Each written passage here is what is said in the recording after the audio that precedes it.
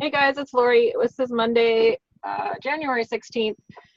This is our district training, and we have been chatting. I realized I wasn't recording, so poor Carolyn's going to have to repeat what she was saying. But we've been chatting about finding time for Jafra even in a busy schedule, which a lot of us have for different reasons. Sometimes it's because we have kids, sometimes it's because we're working a full-time job and Jafra's our second job, or we're in school or whatever. And so sometimes a combination of all three. So we are talking about carving out time, and Carolyn had some good thoughts on that. So I wanted to record it for those of you who have not been able to get on today. Go, Carolyn. All righty. Well, I was just saying that it is important to kind of determine what your schedule is, from the time you get up and through the day. And we know if we've got a full-time job, that you've got commute time to go to work, you've got your time at the office, and then commute time going home. And so how does Jafra fit into that schedule? Most people, when they're working, have a lunch hour, or lunchtime, I should say, that you could always use a few minutes of that time. With our power hour, we're talking like breaking your business down into 15-minute segments. We're not talking about like when you're at work where you have a huge chunk of time, or even when you're studying or doing school projects and different things like that, where you have to devote a certain amount of time for that project. We're talking about 15-minute intervals. And so if you're able to go through your schedule during the day and decide where you can spend 15 minutes to do something, then you can block that time out on your calendar. So maybe you block out time to follow up with some of your hostesses, to the people that have said they want to do a party, follow up with them to schedule it, or even after the book schedule it, its party is booked, follow up with them to make sure that they're inviting, that they're ready for the party, that you've answered all of their questions. Maybe it's following up with leads that you have gotten at a variety of tabletops, or somebody you may have met in the grocery store or something. So, but the idea is that Jafra can be a very doable business, no matter how busy we are. It just takes planning, and it takes time to schedule that plan out on your calendar. So, Lori, do you have any other thoughts on that? Are you turned on? I forgot I was muted. I just started talking. La, la, la, la. Ashley and I muted you actually so that it wouldn't be no noise. No, it's totally fine. There's just it's super easy to mute. There's a little. Yeah, I saw the corner and I was like, I should probably mute myself. Yeah. I have to put her sensor. I have to do some medical stuff real quick, but I'm still going to be listening. No worries. I just have to stab her with a needle. So perfect. She just got, I know, super fun. She just came out of the bath. So okay. I'm taking notes though. So that's what I'm doing. Perfect. So yeah, I have all of that down. So yeah, I will mute myself as soon as she comes back. Okay. Anyway, I'm doing 500 things too. And sometimes I think,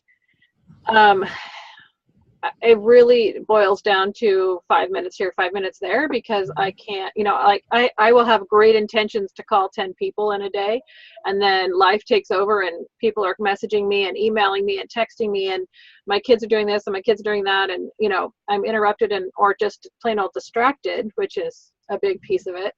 I'll start doing something and then it's like ADD for adults, and then I overhear and someone's texting me over here and someone's messaging me here, and oh, look at Facebook. Oh, this was interesting, and then before you know it, 4 hours has gone by and you've got nothing really, really good for your business done. And so, one thing I've found that works better for me is if I turn Facebook off and then make phone calls. So I'm not getting distracted by, miscellaneous things. And so that works better for me. But I really, sometimes it's like, okay, instead of saying I'm going to call 20 people today, I'm going to stop every hour and call 2 people, or whatever it is that, that I can do, 10 minutes here, 15 minutes there, or I can do an hour and mega call a bunch of people. But that generally doesn't work for me because I will get pulled in 5 different directions during that hour. So it works better for me to do it in short bits usually. Sometimes doing an hour of phone calling, because I have done that, when I've needed to, it can be very exhausting. After a while, hard to stay up because it's hard to stay like, yeah, this is exciting for a whole hour, and every person, people you're talking to, they, as far as they know, they're the first call, so they're expecting you to be not la la la la la la. Right. So it really is important and helpful to take breaks in between those calls and to, it can be done. This is if you can just identify 5-10 minutes to do something. Doing Jafra on a consistent basis, on a daily basis, doing something each day, different each day, will definitely help grow your business. And then the other piece of that, when you're growing your business, is to know, especially we mentioned that being that this is the first part of the year, this is always a great time to kind of assess and evaluate what you want from your business.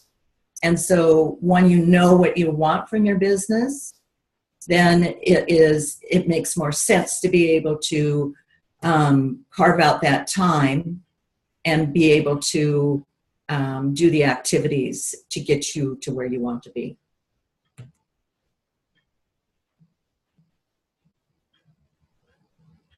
I see Kira. Hi, Kira.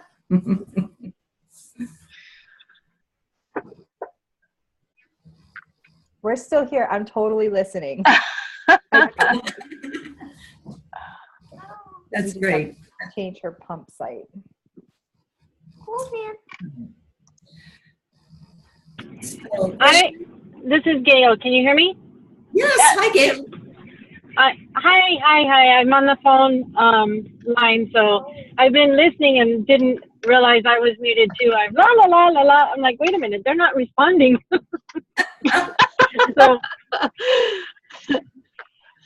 So I have to say that God has really helped me when you, like you said, Carolyn, making a list of what you want out of your business, and carving out that time is really detrimental. It's like you would do that for school, you would do that, to plan for dinner, you would, so it goes in line with exactly what you want to do. And we as women, we will find a way to do whatever it is that we need to do if the result is what we want to get.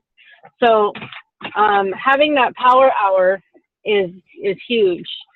Have you, in the evenings when you use that, have you found the time slots to be better at night as opposed during the day, during lunch hour, or no? It kind of depends upon the individual. And what I personally do is when I meet somebody, I try to make a note of not only of where I've met them and, some of the details about them, but what time I met them. So that if I know, because if I just have found that if I'm just talking to people and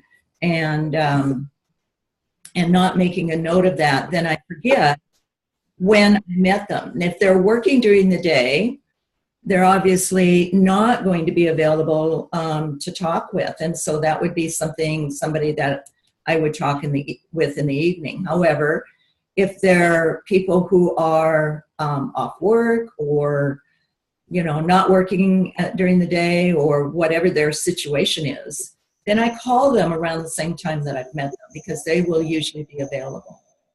So, and on my leads, even if I make a call and I don't get an answer from them, I write down what time it was that I called them so that I can call them at a different time, because maybe 7 o'clock at night they're not available, but maybe at 6:30 they are.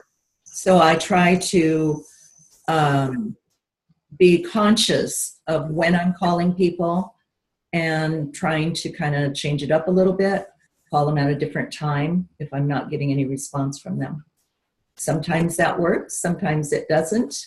Well, But sometimes I think is if you follow up with a text, a lot of people will respond to a text. If you say, "Hey, I just left you a voicemail. This is Lori," they'll respond to that versus Right. responding by phone. right, I don't know if it's a separation, if it's just the way of the world these days, but that voice call is good, and then the text gets them to respond. right. And I've done, If you have a text line, number. right. Yeah, I've done that as well. I've called them, left a message, then sent them a text. Hey, this is Carolyn, just left you a message. Look forward to hearing back from you soon, whatever. Right. And they're like, "Oh yeah, Carol."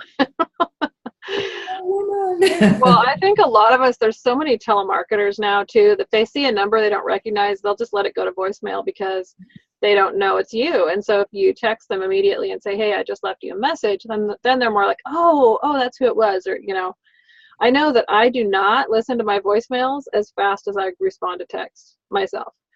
If someone leaves me a voicemail and I don't recognize the number, I may or may not listen to it until later that night or whatever. Whereas a text, I'll see it and I'll either respond quickly or sometimes I'll forget I saw it, but more likely I'll respond. If you can get people to, I have not been very good at making this happen. I'm working on, this is one of the things I'm working on. My whole goal this year is communication. So we have a better job of it and trying to be more in touch with people. And so getting that number, your number into their phone with your name and that scenario really, really works because like you said, Lori, people don't remember your number. Mhm. So then if your number is in their phone with your name, then they're more apt to answer the phone or respond to you even by text. Yeah. I mean, I've even done, so there's a couple different ways I've gotten people to put their information in. I don't know which way is better. Maybe you guys have thoughts on this, but you can either say, I'll hand them my phone and say, "How would you like me to get a hold of you?" And I'll have the new contact open in my phone and hand it to them, and they kind of have to take it. It's like you naturally take someone if someone's handing it to you to put it in there. The other thing you could do, which I've done a couple times, I don't know if this is better, but I can say, "Do you mind if I put my contact in your phone and I'll send myself a text so I have your number, and that way when I text you who it is." But that's a little bit more, I think it would depend on the person you're talking to, because it's a little bit more invasive because you're taking their phone, or you have to let them give it to you or have them give it to you. So I think it would kind of depend. I mean, yes, you'd want them to. Well, sometimes doing that, you're kind of like, "Oh, well, what's your number?" And you kind of pretend like you're calling and then say, "You know what, can you just put your phone number in here?" That's what's been effective for me, because I'm like, "You know what, I don't understand these phones. Can you put your phone number in here so we I don't know what's going on. So again, it looks like they could do this. It's not, Right. you don't have to be a rocket science Yeah. to be able to do this. Mhm. So, or they'll say, "You know what, just call me and then I'll know that that's you." So right in front of them, they're 2 feet away from me and I'm calling them. Yeah, that's me. So it's GAI. Yeah. And so Yeah, and I think I am who I am. in general the better way to have put their information in and text them right away and say, "Hey, this is Lori." Just kind of what Jackie's done, because the same way I've been doing it. I have better luck with getting them to put their information in my phone when I hand it to them versus them handing me theirs. But either way, they're getting, as long as they save your number in their phone, they're getting your information. And that's the tricky part, is getting them to actually save it as a contact, so when you call them, they know. I don't know. But I guess that's all you can really do. And also, to follow up with the text, "It was nice to meet you today. Right. I hope you get to try the sample I gave you," or looking forward to connecting with you tomorrow or whatever your conversation ended up being. So, yeah. Cool. I agree. Mhm. Shoot. Having trouble getting in. I sent her the new link, but Who did? Catherine, she said, I'm getting a message from her that she's in Zoom. Now what? The meeting number, the 812 and 821 is transposed. I don't know where I saw that, but you posted it somewhere, Lori, that the numbers were a little skewed. So maybe You sent her the we new need to link. send her another link. So Ashley, Okay. the link that you texted me is the revised link that Lori had. That's the one Okay. Lori sent me. Yeah, and that's the link I sent to her. The one that ends in Okay. whatever. Yeah. I can text you the number if you want. I have it. It's the one that ends in 691. Yeah. I have that. So I sent that to But is it 812 or 821? 821. Okay. 821-691. That's the link, not the phone number. That's the difference. Okay. So I don't know. She may or may not be able to get. Oh.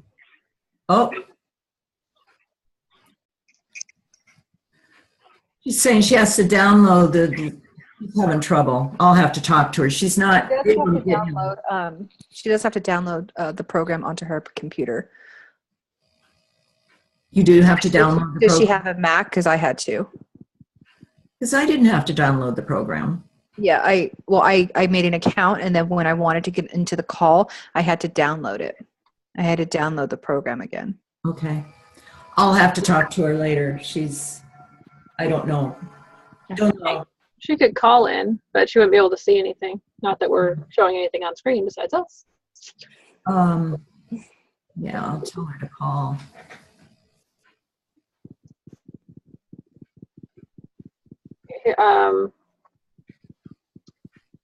Carolyn, I'm going to message you the phone or the full invitation Okay. so you can send it to her. Okay.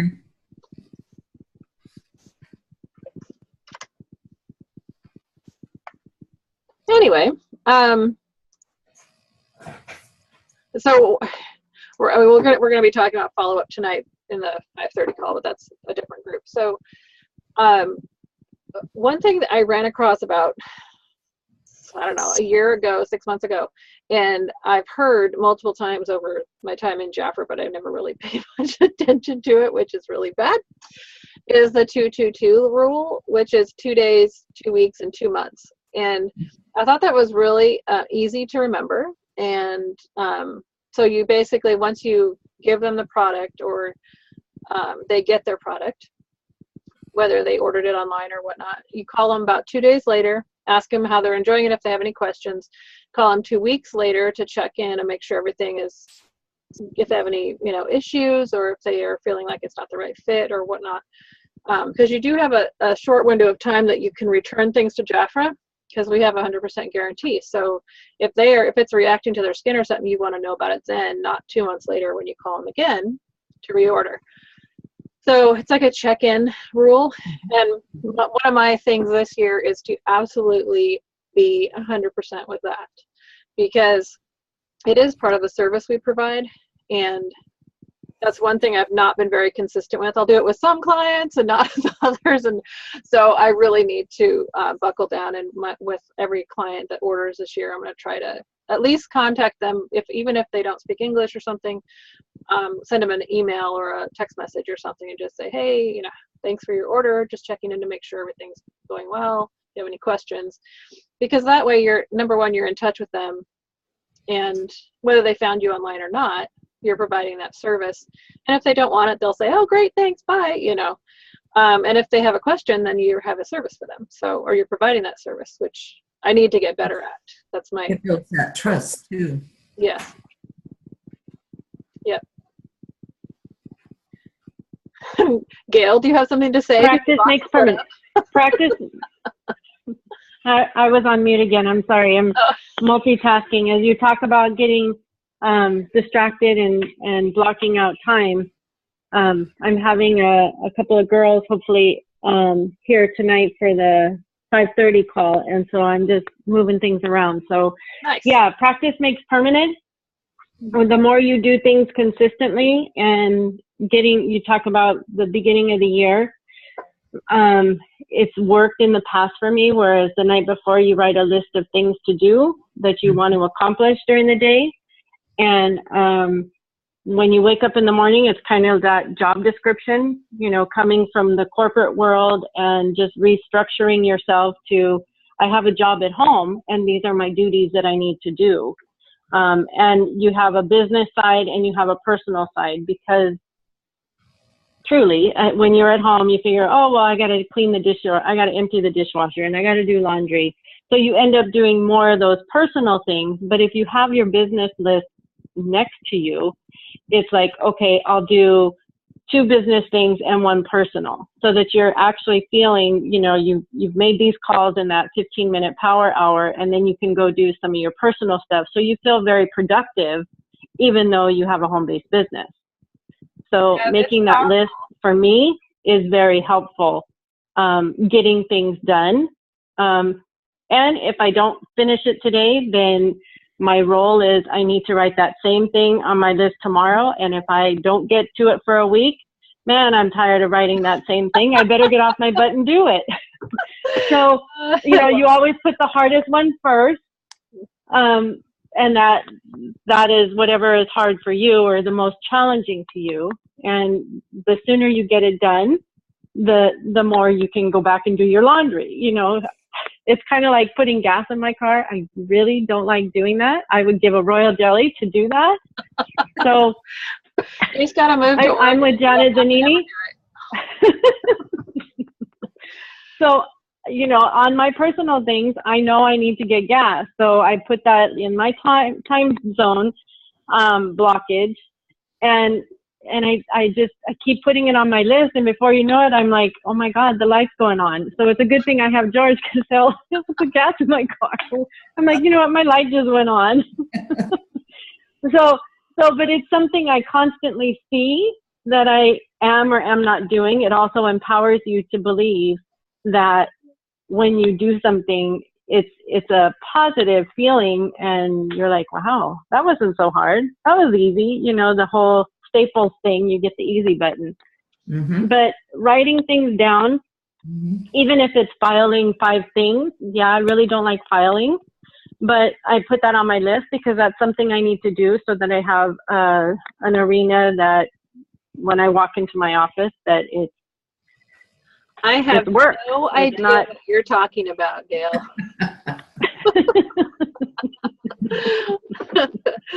For those of you who don't So, know, it's insane. So yeah, that needs to be top of my list so. for the next 2 years. But you know what? Even if it's one thing you file, you feel really good about it. Or even if it's that one phone call that she had an issue with, the product, and so you really, don't really feel comfortable with calling her, but you still do it. But once you do it, she's going, yeah, you know what? I so love this product. How could they not love Royal Jelly? It's amazing.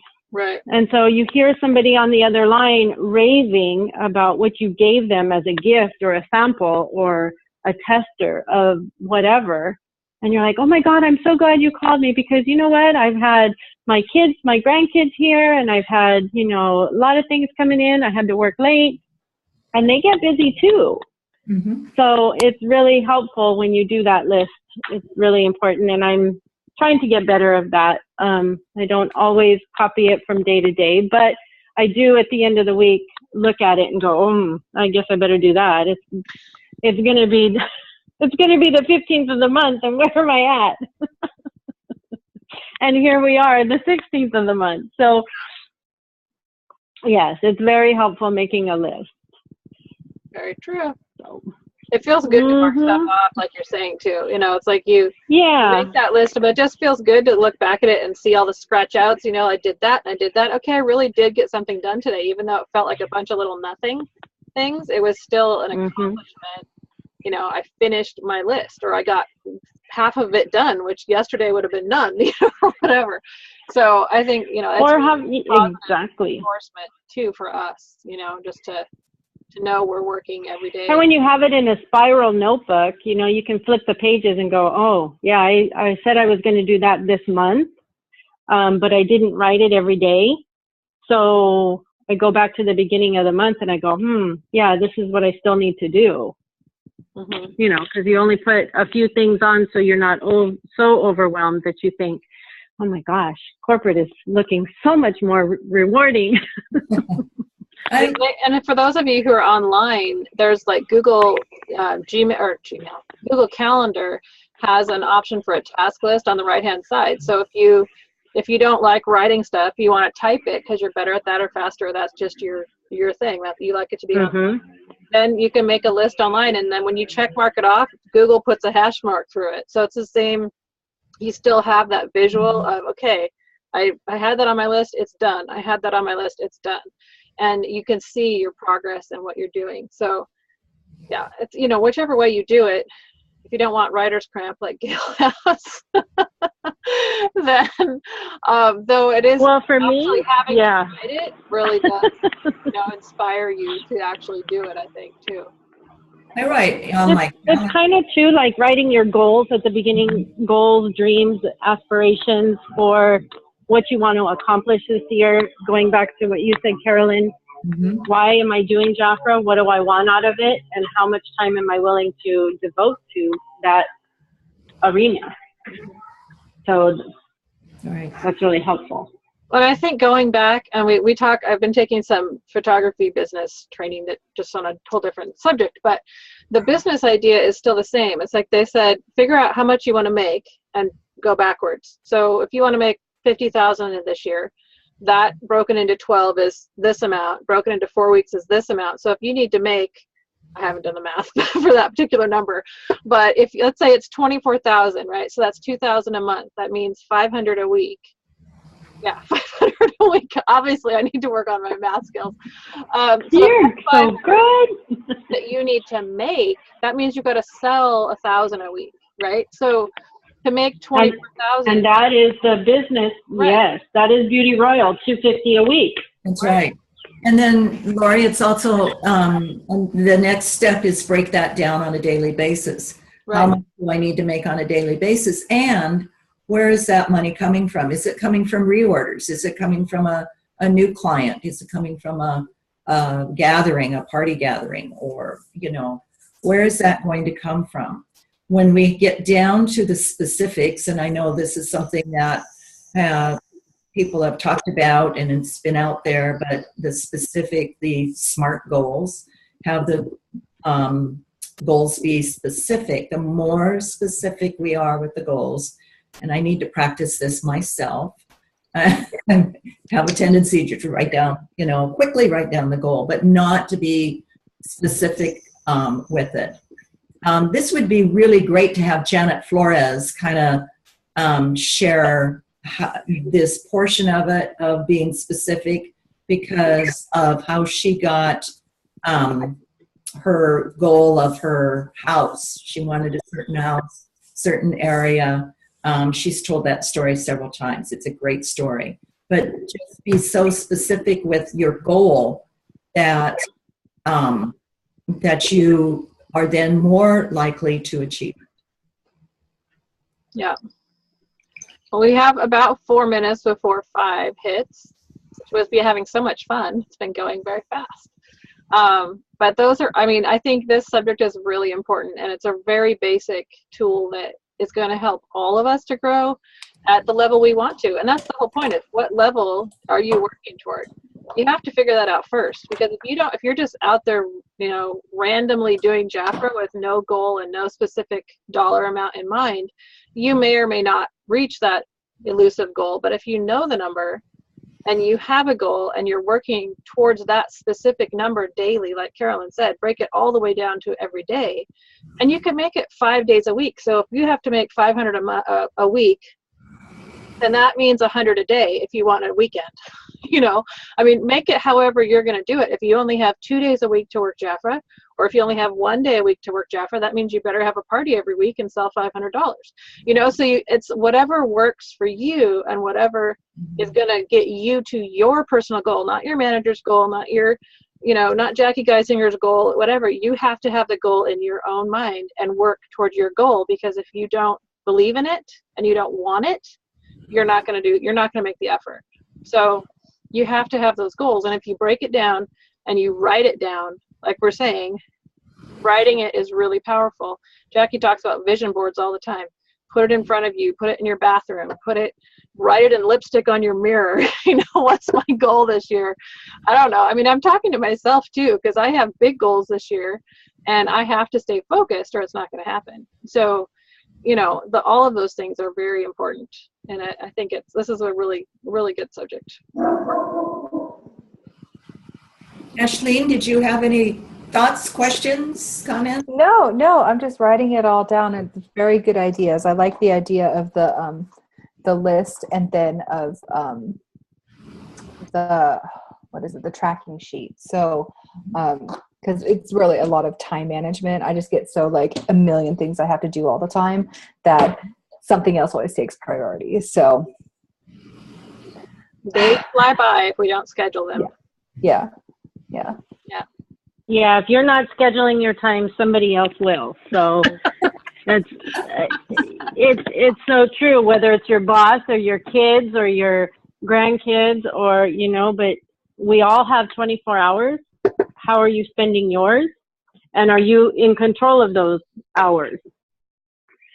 And it's been a wake-up call, because you're like, yeah, people don't think that because you have a home-based business, oh, she can pick up my kids, or oh, she can stop by the post office, or can you go over here, or can you have lunch with me? Well, you know what? I have business hours because I need to do my job too.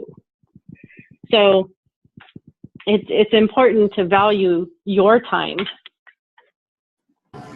because it's like I said, if you're not scheduling your time, even if it's to have lunch with a friend, give yourself an hour and a half. That's your time out. And connect with those relationships, because that's what is going to grow your Jafra. But when you're just willy-nilly, oh, I'm watching soap operas, I'm just, watching TV and, going on road trips, those are time zones that you're like, oh, here it is 2 weeks later, and what have I done? What have I accomplished? And it's very powerful. Take control of your time. Exactly. That's what I'm We all going to call have that same 24. labeling it. Take control of your time. Boom. Oh, I like that. Mhm. All right, girls. Unless we have anything. And that's what they say is history. All right, I'm going to sign off. Unless you have any closing. Thank you, words. Laurie, for. Carolyn, did you have anything closing wise? Oh, sorry, I didn't hear you. No, I think I'm good. Thanks so much for getting us getting the links all together. Getting for us all together, Oh, yes. Awesome. It's been an awesome year. Yes. Thank All you for right. letting me crash your party. Anytime. Having you crash our party, Gail. Oh, love you, girls. Talk to you Bye. later. We'll see you guys next week. Same Bye. time, same station. All right. Bye. Bye.